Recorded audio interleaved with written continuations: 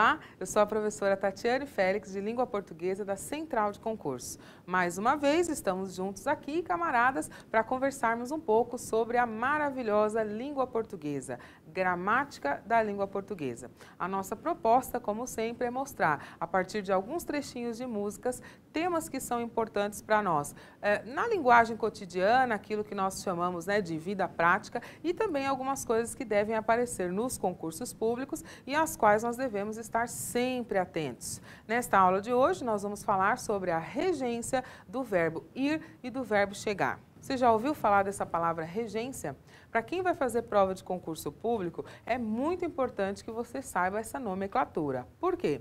A regência, ela trata da complementação dos termos. Para ficar mais fácil, você vai se lembrar que sempre que você vir a nomenclatura regência, você deve analisar se essa complementação foi feita com ou sem preposição.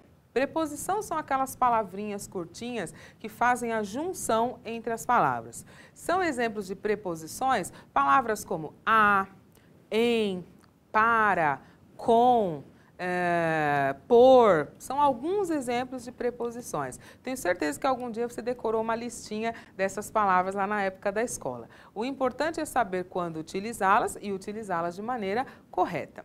Nesta aula de hoje, como nós dissemos, vamos falar das preposições que devem acompanhar o verbo ir e o verbo chegar. Na coloquialidade, nós temos o hábito de fazer isso de maneira incorreta, mas vamos então observar o que a regra diz para nós. Para você perceber essa utilização, nesta aula nós vamos recuperar um samba das antigas, como nós costumamos dizer. Você se lembra daquela música Pagode na Casa do Gago?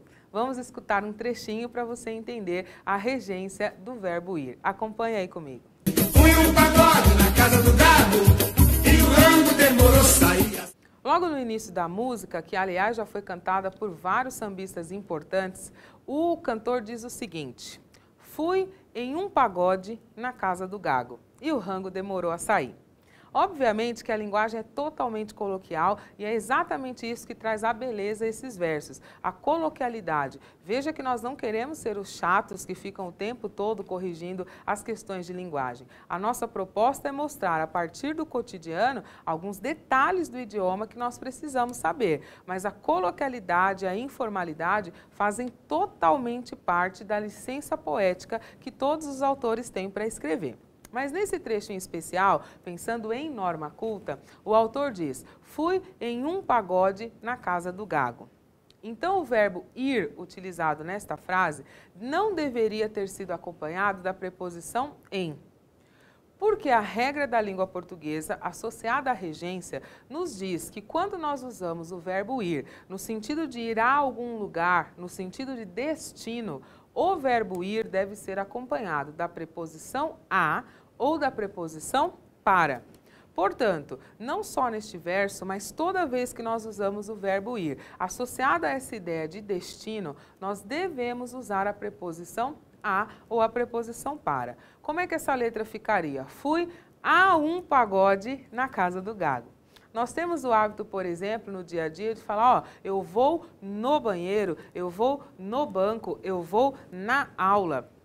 Por mais que essa forma seja coloquial, a regra nos diz que nós deveríamos usar, então, a preposição a ou para. Essas frases que eu disse ficariam de que maneira? Vou ao banheiro, vou ao banco, vou à aula. Inclusive, esse a aula com acento indicador de crase, mostrando que há uma preposição e um artigo.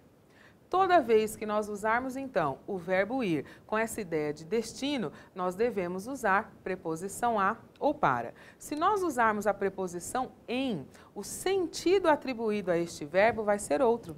Quando nós dizemos que vamos em, nós queremos indicar a este verbo a ideia de meio de transporte utilizado para ir. Então, por exemplo, vou em um carro, irei em uma charrete. Aí tudo bem.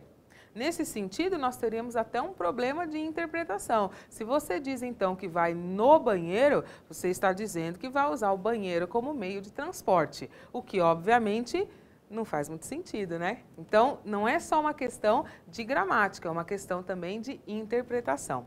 A partir de agora, quando você pensar então no verbo ir, no sentido de destino, que é o que nós mais utilizamos, devemos usar a preposição a. A mesma coisa que acontece com o verbo ir, nesta situação, acontece também com o verbo chegar.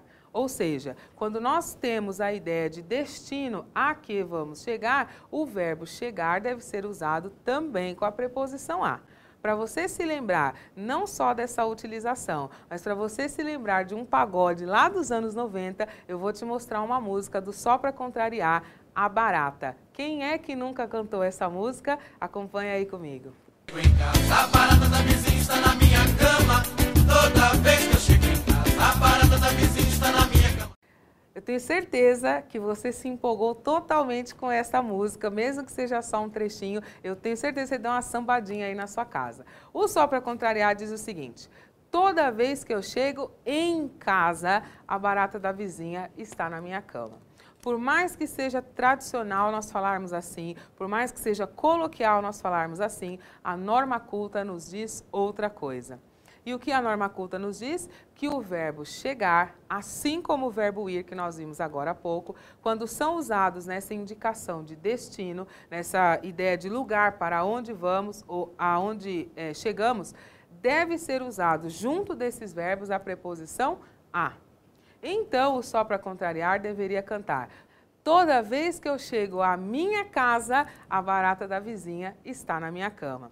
Neste caso, nós vamos ter de utilizar o pronome possessivo minha, porque quando nós falamos chego em casa, a referência ou a interpretação é de chegar à nossa própria casa, né? Se você disser só eu chego à casa, vai ficar um sentido meio genérico. Então, o ideal para resolver esse problema é colocar um pronome possessivo. Então, eu chego à minha casa, você chega à sua casa, ok? Mas a ideia é que nós usemos, então, o verbo chegar associado à preposição a. Veja alguns exemplos do cotidiano.